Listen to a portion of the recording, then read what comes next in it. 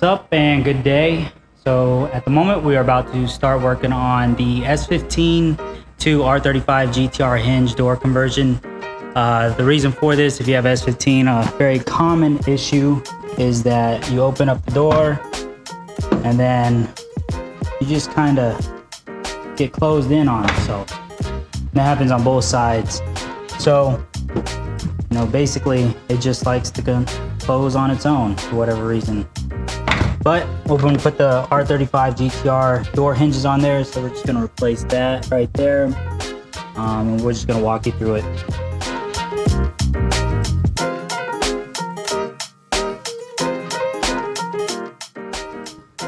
So this is the parts you're going to need. We have the GTR door hinges right here, so a left and a right. This is just your dress-up piece, just a little plastic cover piece. And that's for the left and the right. You'll need those specific. You'll need the 2 bolts, and part number is going to be right there.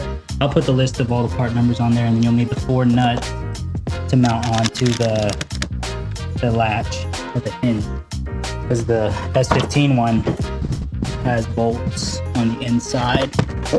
So these ones have bolts, and then the GTR one has nuts. So get started on this. First thing we'll be doing is popping off the door panel and getting that going. First thing I did is I slid my tool underneath here and kind of just pried up and worked my way through, and then this popped off. Did notice that this little clip right here is broken, so it'll be something I'll have to look into. I did have my tent redone by Autobox the other day, so I don't know what they broke in here. I know they cracked this and broke this piece of the mirror, which I already got a new piece coming from Yahoo Auctions. So next step was popping this off right here, and I just stuck my little tool in there, lifted it up in that direction, and then as I did that, this popped off, and then that'll give us access to the 10 mil right there. Now we'll take out the little cup holder. Now for that one, I just have my little pick tool that I just slide in there and then just kind of popped it up and out. Pretty easy. Now we'll get these little interior panel piece screws. So there's 1, 2, 3, 4, 5, 6. I got a new one to replace that, 7, and then 8. And we'll just get those out. Then we'll take off the 10 mil screw, and then this should just kind of pop off, and then we'll get the power switch. We'll unplug that once it's kind of off the door. So these screws are just for looks. You just kind of slide it in and just pop it out. That's it. Okay, so we took out all the screws. They're all along the bottom. These are all just regular screws on the bottom side. But we took out the 10 mil. We got the other screw that's in there, which I don't think really actually does anything, but we'll see. I think all it does is hold that in. So the window switch was a little bit more difficult than I thought it would be. Basically, I started my way around the bottom, popped up the couple pins, clips that are holding the door panel to the door, and after that was done, lifted up on the door panel just like you would any other door panel. It popped right off, and then when I got to the window switch, I was trying to push these 2 little black clips on the sides. This one right there, a little black little thing on the white. That one wasn't the right one, so I ended up just pushing this little tab right here in and sliding it out of its home.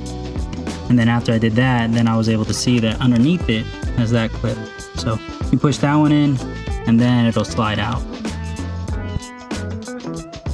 So if you're curious what the inside of S15 door panel looks like, there it is. Next step will be removing the speaker, which is just the 1 plug and looks like 4 screws. And then we'll have access to our door hinge to replace that speaker. Looking very 1999. So we were able to get the speaker out. This one has a little clip on the bottom, and then I just had to wiggle it out with my little prying tool, kind of slide it in there and just kind of work my way out. Speaker came out nice and easy, and that gives us plenty of access up in there. Get to our hinge. So we'll take those 3 bolts off and clean it up, and then put the new one in. So very straightforward. As soon as you take those 3 bolts out, it kind of just slides right out. And just kind of play with it on the back side. They try and get it through a little hole. Try not to drop it. And it just comes out.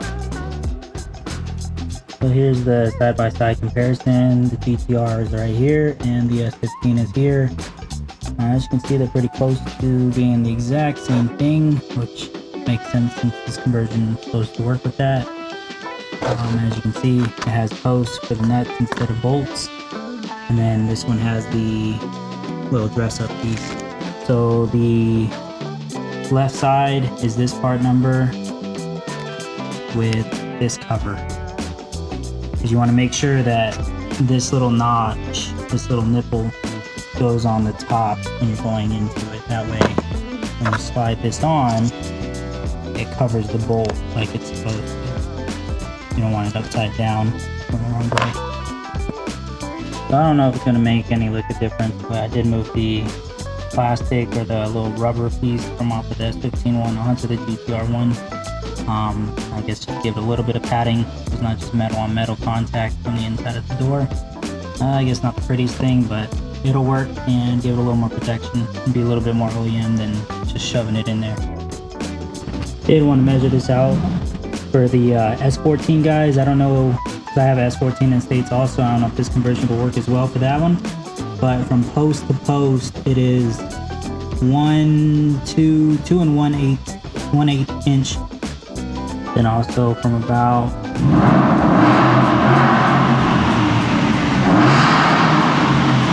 Aston Martin over there revving up, but this is about 4 1/4. Auto horizon stabilizing telling me, but yeah, it's about 4 1/4 inch from the end of the piece to the center point of the hole. So hopefully those measurements work out or help you out. So we just slid the hinge in through the speaker hole up into the top, put the bolts on or the nuts on, and then screwed the bolt in, which is a direct fit. So everything's loose right now. I'm going to tighten these ones up first, and then I'll tighten this guy up. Alright, so all 3 are tightened up. I literally just tightened these where they were, and then I just centered this one as best I could, kind of just pushing the door out a little bit and then just centering it, and then once it's on there, just tightened it all down. There it is, all completed, all put back together. If you're curious about what these part numbers are, those ones are these right here. So there you go. Remember these, when you're tightening these down, just remember you're tightening onto old plastic, 20-year-old plastic. So, and you do have 4 bolts, so you don't need to go all He-Man on it. Slide right in. All the panel pieces just pop right into place like they should. And then we got the nice little dress-up cover piece on there to hide all the bolts and everything. So that's that, and then we'll get to the other side and check it out. Yeah, it's pretty awesome. I'm stoked. Now to do the important side. Figured I'd show this nice little sunset we got going on right here. Basically just find the hole, thread it through, and then find the center. Just grab our 2 nuts, thread that one on. Like I said, I just tighten these ones down with the hand. You can see, so we just go in through here, stick it up in there, grab our brand new bolt, and you see how it's kind of off a little bit, so I'm just gonna push the door open with my knee, put the bolt in, getting it snug. On 10, so these are all 10 millimeters. We'll go by the motto of tight's tight, 2 tights broke. One more. That's tight. Same deal. Tight's tight, too tight's broke. And the last piece, a little cover piece, like I mentioned, has that top portion that literally just comes over the top, snaps in place, and that's it. It's in there, nice and pretty, holding everything together. It's got only 3 clips, body clips.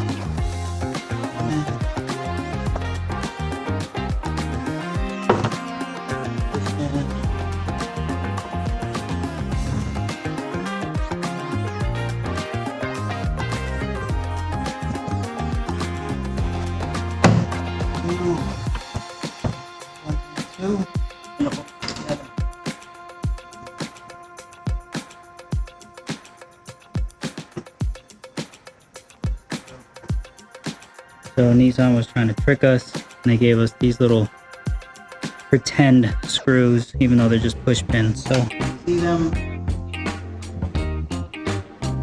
Line those up.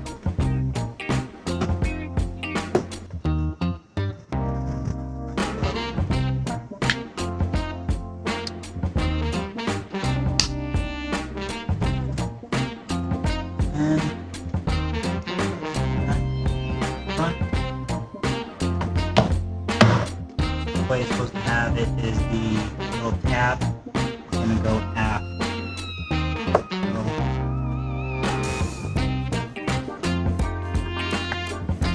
the last piece, so the reason why I was having trouble with it earlier taking it out is this little tab right here. That's got to go in first, and it kind of slides in, locks into place. Right there, so it's locked in.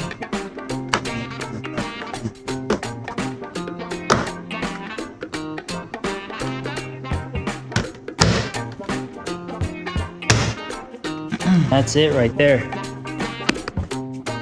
So we have the new hinge installed, all the door panel, everything lines up, everything's the way it should be. Got our new little pins there, everything's nice and tight, and we can just close that up. And to show one more time, I'm open. Number 1, 2, 3. I don't have to worry about it all swinging open or closing on me every time. And this is super convenient, especially in Japan, because the parking spot's pretty tight. As you can see, the line right here, a little crooked, but you can check out the other side also. I mean, I'm not that far off. So